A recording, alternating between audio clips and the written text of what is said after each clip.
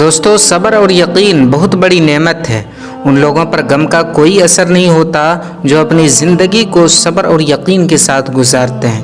مصیبتوں کا سامنا صبر کے ساتھ کیا کریں اور خوشیوں کی حفاظت شکر کے ساتھ۔ چاہے جتنی بھی مصیبتوں کا سامنا ہو، ہمیں اللہ پہ یقین اور ہے اگر صبر تو بہت حسین ہو جاتی ہے زندگی کا سفر۔ دوستو، اگر آپ زندہ ہیں تو آپ کی زندگی میں برے وقت بھی آئیں گے، اچھے وقت بھی آئیں گے۔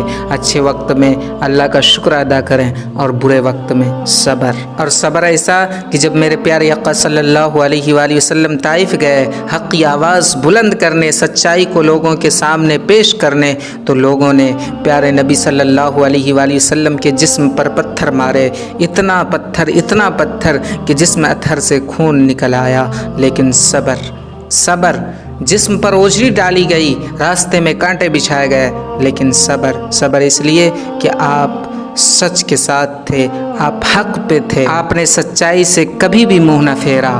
چاہے زندگی میں جتنی بھی بڑی مصیبتوں کا سامنا ہو، بس صبر کیا۔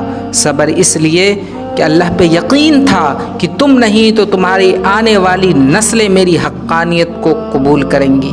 دوستو، اسی طرح سے جب آپ سچائی کی راہ پہ چلیں گے تو کئی مصیبتوں کا سامنا ہوگا، لائف میں کئی طرح کے پرابلمز کریٹ ہوں گے، لوگ طعنے بھی دیں گے، آپ کے اپنے راستے میں دیوار بن کر کھڑے ہوں گے، غیر بھی ہوں گے۔ جب آپ اپنے کامیابی کی طرف قدم بڑھائیں گے تو آپ گر بھی سکتے ہیں، ٹوٹ بھی سکتے ہیں، اور آپ کو منزل تک پہنچنے میں وقت بھی لگ سکتا ہے، لیکن صبر، یقین۔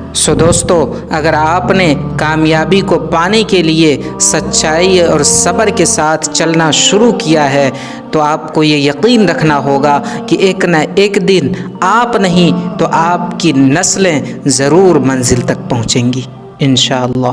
منزل کی جستجو میں کیوں پھر رہا ہے راہی، اتنا عظیم ہو جا کہ منزل تجھے پکارے۔ اللہ حافظ۔